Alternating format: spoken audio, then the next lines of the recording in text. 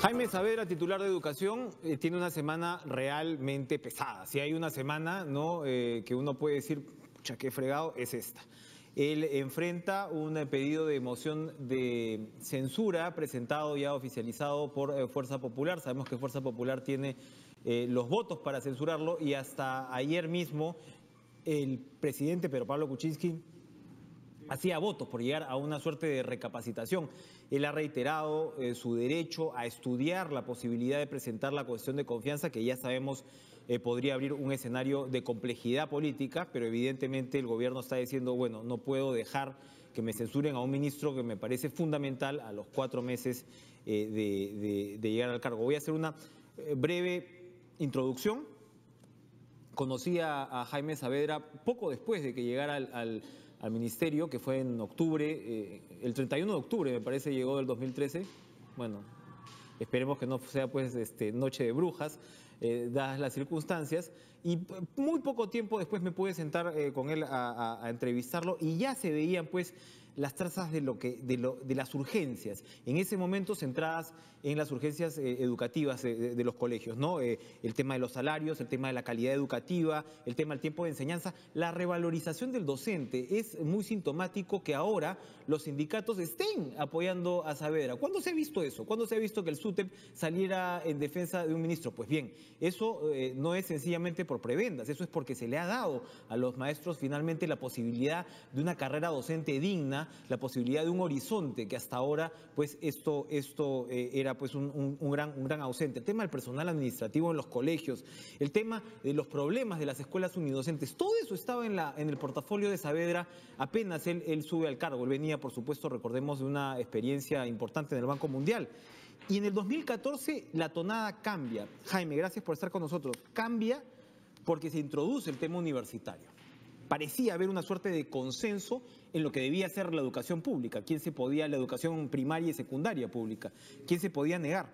Pero a partir de ese momento, sin duda, el ambiente se enrarece. El congresista Mora presenta un proyecto de ley, ustedes como gobierno definen una posición frente al tema universitario y poco se recuerda que en ese momento el Ejecutivo entra con un proyecto que atempera, si se quiere, algunos de los bordes, ¿no?, del congresista Mora, el proyecto del congresista Mora, que había quienes calificaban un poquito de dirigista, de controlista, de estatista, y en realidad lo que hace el proyecto del Ministerio de Educación es reducir ese grado de control y dar o formular finalmente parámetros mínimos.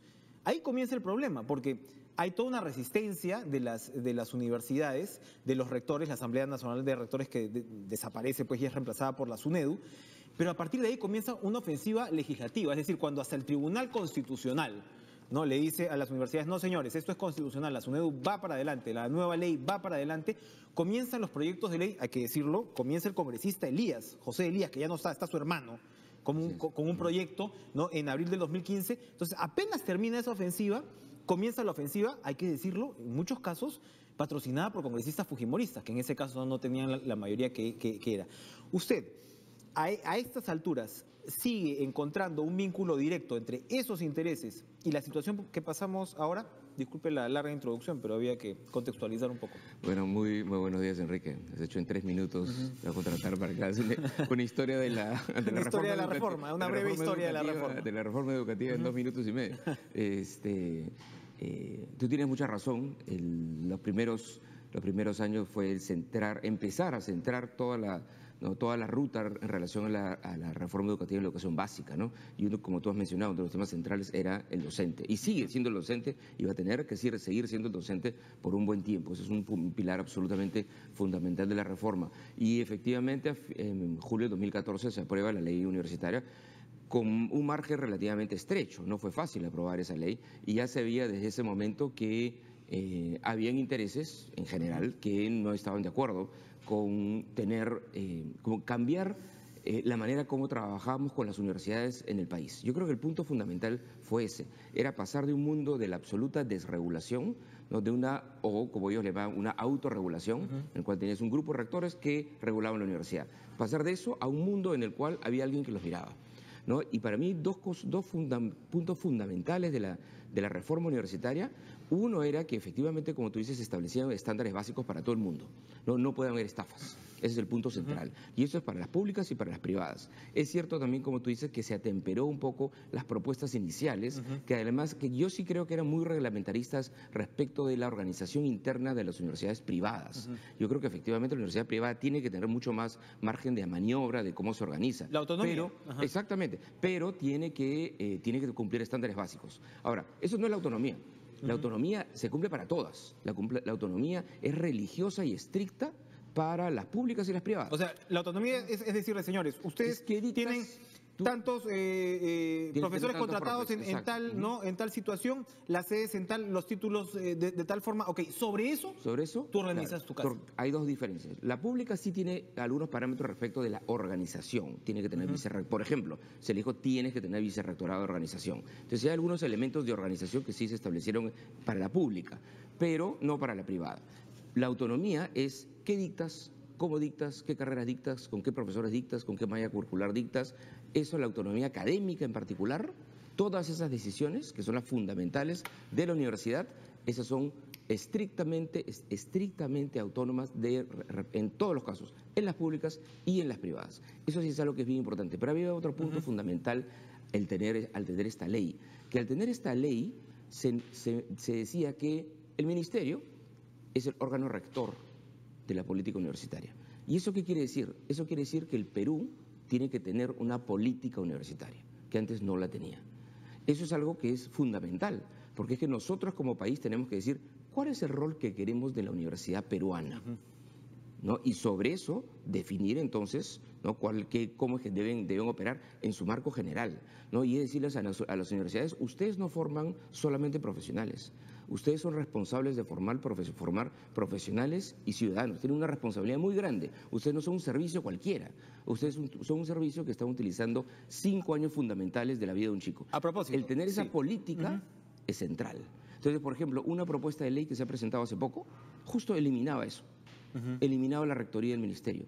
¿Qué cosa quiere decir? ¿Quién presentó esa propuesta de ley? El congresista Velázquez Quesquén. Esta última propuesta. No, tenía varios temas, regresaba a un gobierno, a que la superintendencia, o sea, este organismo que se creó para supervisar la calidad, ¿no?, y monitorear la calidad de las universidades, que sea otra vez gobernado por los rectores, controlada por los rectores, ¿no? Y el otro punto fundamental para mí es que le quita la rectoría. ¿Qué es quitarle la rectoría? Que es no hay política universitaria. Claro. ¿Ya? Eso para mí es un error fundamental. Ahora, a propósito, porque recordar es volver a vivir, entre el año 2005 y el año 2013, me parece, el señor Luis Cervantes, rector de la Garcilaso, ganó, ¿saben cuánto ganó, amigos? 83 millones de soles en sueldos. Eso además de los familiares que tenía dentro de la nómina y una serie de altos funcionarios que se rifaron lo que era un presupuesto de una universidad privada, en este caso la Garcilaso. Sí. 83 millones de soles, escúchenlo bien. La Asamblea Nacional de Rectores lo eligió el mejor rector del año, en el año 2013. Apenas a los 4 meses, ante el escándalo, ya habían investigaciones de prensa, ya estaban publicadas, el escándalo fue de tal magnitud que la Asamblea Nacional de Rectores tuvo que suspender al señor Cervantes, pero ya después de todo este escándalo, en el momento en que justo el ministerio presentaba su contrapropuesta de reforma. Cuando hablamos, ¿no?, de la autonomía como la entiende el congresista Velázquez Quesquén y como lo entienden los congresistas fujimoristas, estamos hablando de esta autonomía. Esta era la autonomía que regía y que existía. Entonces, es muy importante recordar, ¿no?, cómo se ha llevado a cabo esto, porque sin duda sí, es perfectible, yo creo, ¿no? Una ley es perfectible, y ahora yo revisaba temprano, evidentemente, cómo fue pues este registro que Mora presenta primero. El Ministerio de Educación atempera de alguna manera, ¿no? Y claro, de ahí se critica, en todo caso, si el Ministerio de Educación tiene mucha injerencia dentro de su dedo. Pero probablemente eso mismo digamos, se puede balancear. Sí. Pero acá estábamos hablando pues de un desgobierno, de una estafa. Así es. Cuando hablamos de los alumnos estamos hablando de una estafa, que un rector esté ganando 83 millones de soles, hágame el favor. Y ahí hay un punto que tú has mencionado que es clarísimo, que es muy importante, que es cuál es la injerencia que tiene el ministerio. El Ministerio de Educación no tiene ninguna injerencia sobre las universidades en términos de qué dictan, cómo dictan, con qué profesores dictan. Obviamente, las universidades tienen que cumplir con la ley, ¿no? Y existe un organismo como la Superintendencia que supervisa principalmente que existan condiciones básicas de calidad. Eso es absolutamente crucial. Eso no es ir contra la autonomía, eso es asegurarnos que las universidades le den por lo menos un nivel básico de calidad a todos los chicos. Eso no quiere decir de que la ley es perfecta. Y nosotros ya hemos entrado desde hace 2 meses en un proceso de consulta con rectores. Y yo mismo, eso sí, personalmente yo me he reunido con rectores de universidades públicas, de universidades privadas, con los profesores, con profesores mismos, hemos empezado reuniones con estudiantes para poder tener todos sus insumos de un conjunto de aspectos en los cuales la ley requiere perfeccionamientos, ¿no? Y nosotros estamos trabajando en este momento ese proyecto de ley, ¿no? Porque un cuerpo legal tan grande y tan complejo como la ley universitaria requiere perfeccionamientos. Por ejemplo, en el caso de las universidades públicas, el tema de los 70 años, ¿no? Que tiene que ser algo gradual, de que los profesores no pueden tener un cargo administrativo después de tener 70 años. Hablamos de un cargo administrativo, pueden seguir enseñando pueden seguir enseñando. Hay eminencias, ¿no? Que seguramente están muy lúcidas y que efectivamente, ya hay restricciones de ese tipo que tienen que ser más flexibles. Hay un tema de beneficios sociales de los catedráticos de 25 o 30 años, de bonificaciones que recibían que no están claras, que tienen que aclararse y ellos efectivamente deben recibir eso. El tema de los ciclos de verano, por ejemplo, no es claro de que se puede hacer ciclo de verano. Yo creo que es correcto que se haga ciclo de verano, ¿no? Entonces hay un montón de temas de detalles importantes que se tienen que corregir y en eso justamente se está Ahora, a usted nominalmente lo quieren censurar, hubo un primer intento, lo cual revela pues la traza política de lo que está detrás con el asunto de los Panamericanos, que tuvo su propia dinámica, tiene sus propios responsables y bueno, habría que ver también la responsabilidad que le cabe al Ministerio de Educación. Pero nominalmente a usted lo quieren censurar por esta compra de computadoras. Es una compra de computadoras, usted se entera del caso por la prensa. ¿Por qué se enteró del caso por la prensa? ¿Por qué el ministerio ya no estaba encima del tema? Mira, esto es una investigación que había estado haciendo la Unidad de Inteligencia Financiera de movimientos de dinero, ¿no? Que se originan en un proveedor, luego que nosotros ya le hemos pagado a un proveedor, el proveedor nos ha dado las computadoras y luego de eso ve que ese proveedor realiza un conjunto de movimientos financieros efectivamente extraños, ¿no? Eso es lo que encuentra, ¿no? Y encuentra que efectivamente parte del dinero termina en las cuentas de un vigilante. Que no tiene absolutamente... Un vigilante que trabajó en el Ministerio de Educación. No, eso es bien claro. Nada de eso tiene todo lo que pasó con el dinero. Después que el ministerio le paga a ese proveedor, es algo que no tiene nada que ver con el ministerio. ¿Pero hay gente vinculada con el ministerio entre los depositarios? En la investigación de la UIF encuentran que luego de varios pasos... hay una relación con el esposo de una persona que trabaja en el ministerio. ¿Ya? Entonces, eso genera una alarma de la UIF. Todos esos movimientos financieros, eso se lo da a la Fiscalía empieza a armar una investigación. Nada de eso nos hemos enterado nosotros, sino en un programa de televisión. ¿Por qué el ministerio actúa correctamente en lo que a él le toca para la compra? En lo que hicimos nosotros, hicimos dos elementos fundamentales. La compra misma fue hecha por este mecanismo que se llama convenio marco, que es utilizar una plataforma informática que la define la OCE. Eso se hizo correctamente y no generó ninguna alarma para nosotros. En el momento que nosotros hemos sabido de esa denuncia por el canal de televisión y la denuncia finalmente la Fiscalía recién se la da a la persona denunciada al día siguiente. ¿La Fiscalía no le pasó la voz a usted? El canal de televisión tuvo información antes que nosotros. Ok. De una información directamente de Fiscalía, hay que decirlo, no es periodística como tal, sino... de esta denuncia. En el momento que nosotros hemos enterado, al día siguiente, a las 9 de la mañana, nosotros hemos oficiado a la Contraloría para que analice todas nuestras compras de equipamiento. E inmediatamente yo le he requerido a nuestro procurador, ¿no? que vea la posibilidad de denunciar, cosa que ya hizo, ¿no? a cualquier funcionario que pudiera tener algo que ver con este proceso y a todas las personas involucradas que pudieran tener algo que ver. Obviamente esas investigaciones están en curso. Entonces, en lo que respecta a esa compra en particular, nosotros hemos actuado inmediatamente. ¿Quiénes son los empleados directamente, los funcionarios directamente del Ministerio de Educación que han sido despedidos? Hay una persona que efectivamente ese mismo día fue separada del ministerio, que es la persona que está en esa investigación. Y esa investigación de la Fiscalía está en curso, nosotros vamos a colaborar con esa investigación, obviamente, y aparte de la investigación de la Fiscalía, es que nosotros hemos pedido a la Contraloría y le hemos pedido a nuestra Procuraduría que actúe, cosa que ya ha pasado. Pero además de eso, porque es importante... ¿Esta persona hace cuántos años estaba como funcionario? Debe haber estado hace 2 años. 2 años. 2 años y pico, 2 años y medio de repente. Otra cosa que es muy importante, que es qué tan importante es la lucha contra la corrupción para nosotros. Nosotros solamente este año, 2016, ya hemos hecho 14 denuncias en la Fiscalía de todo tipo de temas. ¿No? Una de esas denuncias que nosotros hemos hecho en la Fiscalía hace semanas, justamente sale en el Congreso, como si fuera una gran novedad, ¿no? De una denuncia que efectivamente nosotros habíamos estado trabajando sobre tráfico de influencias en lo que se refiere a transferencias para la construcción de escuelas, de transferencias de dinero. Efectivamente, aparentemente hay tráfico de influencias. Y eso es algo que nosotros habíamos estado trabajando y ya nosotros habíamos hecho la denuncia ante la Fiscalía. Yo me reuní con la procuradora, la doctora Príncipe, ¿no? Hará unas 3 semanas, justamente para ver cuál era la mejor manera, ¿no? de hacer la denuncia. Entonces, este tema de corrupción, de trabajo y de lucha contra la corrupción es para el Estado en su conjunto y para el Ministerio de Educación una prioridad, ¿no? En algunos casos nosotros hemos podido actuar, en muchos casos, actuar de oficio, actuar nosotros, hacer las denuncias correspondientes. En este caso en particular, nosotros nos hemos enterado vía la televisión, nos enteramos, entonces inmediatamente actuamos. Y además era imposible que nosotros supiéramos la investigación de la UIF.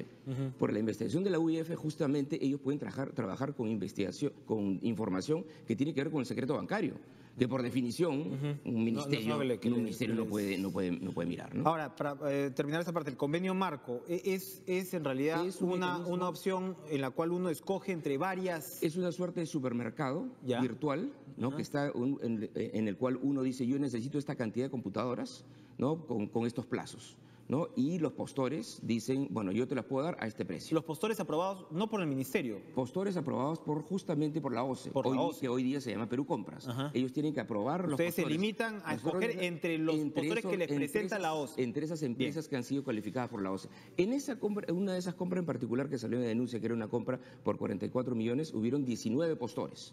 Y de esos 19 postores se eligió al de menor precio, ¿no? Esa es la lógica de ese tipo de compras. Y esas compras uno las tiene que hacer ahí. Si el bien que uno quiere comprar está en ese supermercado, uno tiene que comprar ahí. No es que yo pueda decir, a ver, si quiero compro ahí o si quiero hago otro tipo de proceso, otro tipo de licitación. No, uno lo tiene que hacer ahí. Bien. Ahora, eso no quiere decir que Perú Compras tiene que revisar esos procesos, porque efectivamente pueden haber problemas, pueden haber muchos espacios en los cuales haya discrecionalidad.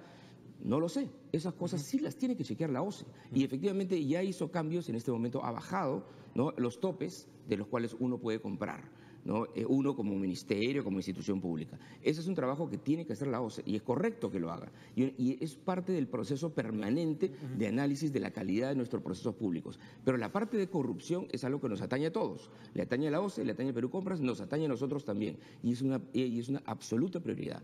Porque lamentablemente es plata potencialmente, en cualquiera de esos casos de corrupción, que no está yendo a las escuelas de nuestros niños, sino que está yendo a los bolsillos de alguien. Y eso es algo inaceptable. La última, ¿vale la pena no sé si llamarlo vía crucis, mucho vía crucis, pero ¿vale la pena someterse a un proceso político con estas características? ¿Cree usted? Mira, la interpelación es parte del juego democrático. Sin duda. El Congreso puede interpelar a un ministro y para hacerle las preguntas que quiera en cualquier tema. Efectivamente, eso ha pasado. La interpelación fue sobre panamericanos y este tema de computadoras. Se respondieron las preguntas adecuadamente, ¿no? Con toda la información que tenemos en esos 2 temas, y además respondimos de un conjunto de otros temas que surgieron durante el debate, ¿no? Luego de una interpelación ya es opción del Congreso censurar o no. Y eso es parte del proceso político. Pero digo yo, ¿vale la pena entrar a esta suerte de compás de espera? Hay congresistas que dicen que renuncie Saavedra como gesto político, el famoso gesto político. En términos a lo que quiero preguntarles, lo que está en juego Por supuesto, pues usted tiene consideraciones personales, que no debe ser nada agradable pasar por esto, pero lo que está en juego y por qué valdría o no la pena que usted haga de la pelea. Mira, aquí las consideraciones personales no importan, efectivamente fácil no es, pero cuando uno entra a la política pública, ¿no? Y uno quiere hacer reformas, ¿no? Y entra a procesos de reforma que son complicados, es natural que hayan ganadores y perdedores, así es, ¿no? Y al entrar a uno a la política pública, entra también a la política, ¿no? Lo quiera uno o no, ¿no? Y esto por supuesto que vale la pena, porque hemos podido avanzar en un proceso de reformas, en la educación básica, como en el excelente resumen que hiciste al comienzo, en la educación básica, en la educación universitaria. Estamos empezando un proceso de reforma en lo que se refiere a la educación técnica, ¿no? Que es absolutamente crucial para este país, ¿no? Entonces, seguir avanzando en ese proceso de reforma, cosa que vamos a avanzar hasta el último minuto, es algo que vale muchísimo. No hay una decisión tomada sobre la cuestión de confianza. El presidente le ha reiterado su apoyo por todas partes. El primer ministro lo ha hecho también hace minutos aquí en estos estudios. No hay una decisión tomada sobre si sacar la carta de la cuestión de confianza. La decisión final la tiene que tomar finalmente el presidente y el premier. Jaime Saavedra, muchas gracias por estar con nosotros esta mañana. Ojalá, Jaime, no sea la última entrevista que le haga como ministro de Educación.